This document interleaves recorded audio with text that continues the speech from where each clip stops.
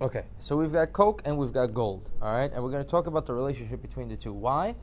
Well, they're roughly the same price per gram. Gold is $48 per gram at today's price. Coke is $50 a gram, okay? So when you have these two parallels and these two substances, you want to discover them, you want to discover the relationship. That relationship is important whether you're, and I'll explain, whether you're in law enforcement, a dealer, or a user, the information I'm going to describe in this video is going to benefit everybody. All right, equally. So you're going to find out exactly how I'm going to do that when I explain myself. First and foremost, let's talk about this. It's a kilogram, 48,000, a gram, $48, right? So how does that work? Well, why is it so expensive? Why is it so rare? Well, it's expensive because it's rare, and it's rare because it only forms when a star explodes. This is an element. It's not made out of anything other than itself. It has an atomic number. Without going into too many details on science, this is something that is created when a star explodes. Other elements such as carbon, hydrogen, oxygen is something that the whole world is made up of, right? Everywhere you look, you see these abundant elements around you, right? Wood is made out of carbon, hydrogen and oxygen in the oceans. That's because all of these elements are created when a star is burning. Right? And when you look up at the night sky, you see a lot of stars burning. They're all creating these elements. They're everywhere.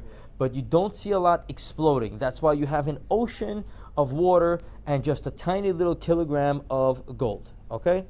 So that's why this is rare and that's why it is expensive. This substance is expensive because it is illicit.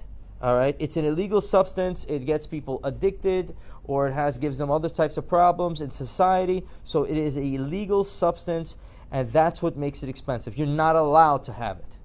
It's not that you can't get it, so it's really you're not allowed to have it anywhere. But there is a demand for it, so someone creates a supply, and then there is an illicit trade, which has a lot of high risk. That risk is offset by the price. If you take this substance, if it was not illegal, a gram of cocaine would probably cost about 38 cents. All right, it would be as difficult to manufacture as corn syrup. All right, it's a plant, you refine it, you turn it into some sort of substance. That's not the issue. The reason why it's priced up because people have to go to jail, they have to take risks, they have to get shot, they have to fight for territories. They're not going to do that unless they could make $50 on the 38 cents or $1 in production. It's that 50 to 1 that's going to turn it into what it is. Someone is willing to pay $50. It costs you 1 to produce. You just have to risk your life to get them to it. That's the supply, demand, and then the person in between. So let's talk about it this way. Now, so we saw some of the parallels. We saw some of the differences. Another difference is that this is a consumable. This is not. Gold is the most recycled substance in the history of time. The gold in this bar could have been conquered by Nebuchadnezzar and Egyptian pharaohs and whoever else. It could have been stolen. It could have been 1,000 years ago, 10,000 years ago. It was melted down, recast, melted down, recast. No one trashes their gold. It's rarely consumable. Even in electronics, it's still taken out and refined and put into grams. So it is such a recycled substance that every single molecule of gold has a ridiculous history that if we knew it, I would be in a state of wonder. So gold is not a consumable. Cocaine is. Now, here's another story here for you, okay? This is 24 karat gold. 24 karat gold is $48 a gram. Well, cocaine is $48 a gram, but it's not pure. So 24 karat is 24 parts pure gold for 24 parts. Now 14 karat gold is 14 parts pure gold for 24 parts. Okay? So the average street level cocaine also has a carat. Okay? The cocaine that the average dealer is distributing or using is probably around 14 or probably 10 carats. That means 10 parts pure cocaine, 14 parts cut, such as, I don't know what they use, baby laxatives or whatever the hell.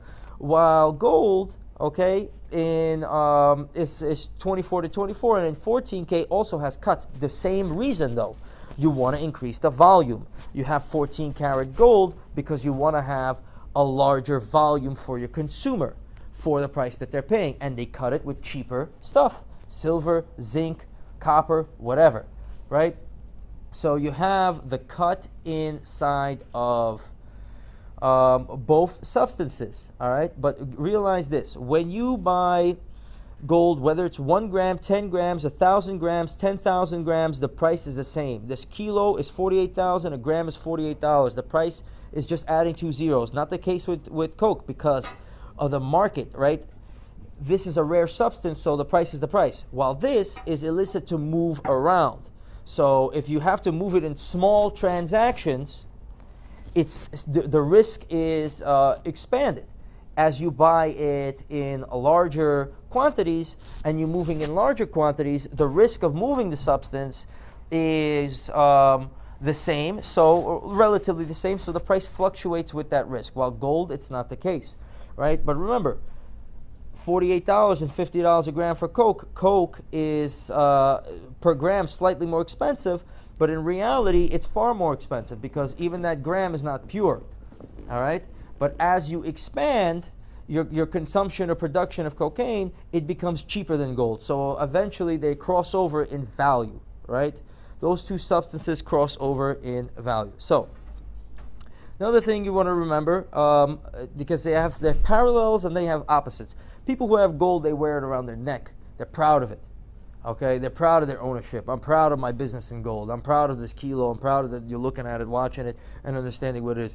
While cocaine users hide their use, all right, they're not proud of it. They do it in a bathroom, or they do it in some dungeon somewhere.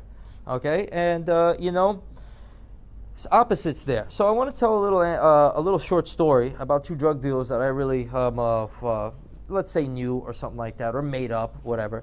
Okay, so they're having a conversation, and the conversation, I want you guys to understand, because it really put in perspective the mentality of what's going on. That's really why I'm making this video.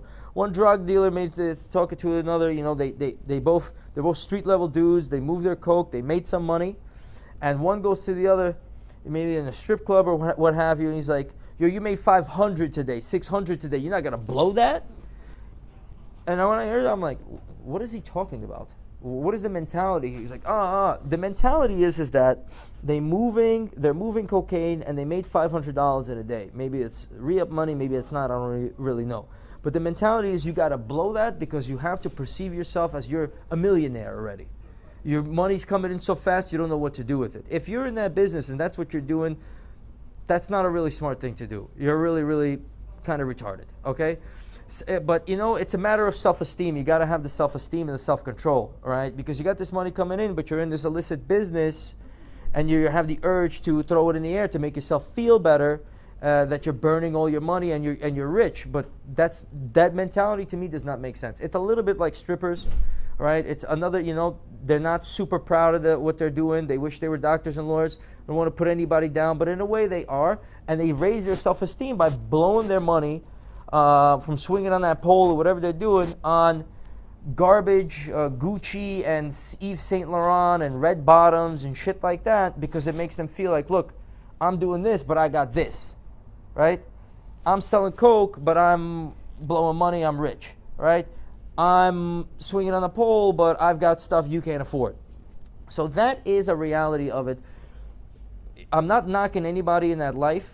All right, but I want you to understand what you're doing. You're doing it because you feel something and you want to feel like you want to be a part of something, but that's not the right way to do it because you're trapping yourself.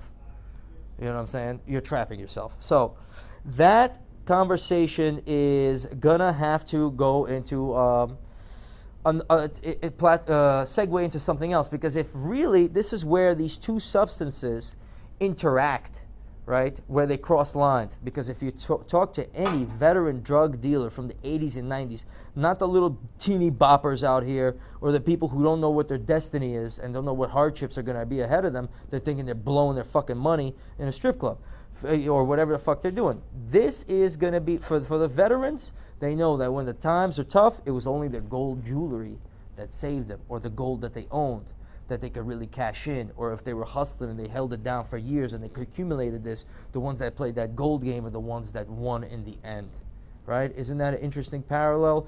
Parallels, right? Some of them go this way, some of them go that way, and then crossovers. All this information I'm divulging to you guys, no other jeweler is going to do that. No one is going to do that. It's not a matter of jewelers. We're just doing it for you guys to make sure that you get the appropriate perspective on the reality that's out there, right? Whoever you are. So me personally, I've never touched a substance in my life because I value the power of my own mind. Okay, my mind is the only thing that's going to get me through life. And I've seen crackheads in New York City. I grew up in New York City. I've seen crackheads. I don't need to take crack is a derivative of cocaine or what have you. I don't need to take a single step towards a crackhead. It's not going to do me any favors. It's not going to make me feel good, right? I get my high a different way, and I'll tell you exactly how. All right, so, me personally, I never would and I never will because I don't want it. I don't need it, right? I want to do something that's going to make my life better, not worse. But let's talk to three people: law enforcement, dealer, and user. First and foremost, to the law enforcement, okay, right? You've got this illicit trade, and they're tasked with dealing with it. It's an unfortunate thing because what they're dealing with is something that they shouldn't be. All right, you've got the supply on one end, the demand on the other. The supply is there; it's being produced somewhere. The demand is somewhere else. These people partying, whatever they want it. Right? Rich, poor, a lot of different types of people want it, and they're going over the people that are walking in between the supply and between the demand. Right? They're going back and forth, and they're trying to nab them and put them in a jail. You're not separating these two. Okay? If you're taking a person, you're putting him in a jail. Take it from me. I have a website, I have a jewelry website, Traxnyc.com. I sell gold chains. You could put me in a cell today, right? That doesn't mean that the jewelry industry is not going to have anybody selling gold chains, is it? Of course not. Someone else is going to take my place. They're going to take my market share. You could put them in a cell next door to mine, and then they're going to do the same thing. Someone else is going to take their place. So what we're doing is we're piling people into cells for no reason. So the real reality is if you want to get rid of it, is you have to get rid of the supply. You have to make this legal, which is a whole different story. So to the dealer trapped in the cycle, I hope you understand it's time to educate yourself. There's a way out, and it's through this. It really is. Now, it's a great way of savings, a great way of putting your money, you know what I'm saying? Give it to your baby mama or your side chick or whatever it is you got going on. And get your money, and if you want to save it into gold. You're not going to buy stocks. You can't buy a house. You can't do this. You can't do that. Just telling you what it is. All right, that's bottom line. And to the junkies out there that are sniffing, all right, think about all the grams you sniffed. You would have had kilos, okay, by now. If everybody who sniffed cocaine was buying gold and buying it in grams or buying it like that and taking that $50. Putting it on a layaway or all that other stuff. I know it's a far-fetched idea. That would be the proper thing to do, all right? Because the high, I am being told, it makes you feel rich and powerful and successful, right? Guess what else does that? This. And instead of consuming it and it's gone, you rather get hooked on something like this. That's what I'm getting a high off of. Now, so this obviously isn't real Coke. I'm going to show you. It's obviously baking soda, some vinegar here, simple chemical reaction. All right. Cook it in a pot, stir it up, do whatever you want to do with it. And yeah, that's it. I hope you guys learned what you needed to learn. Traxnyc.com, gold chains, layaway, jewelry. I'm not playing around. I got your back. Believe me.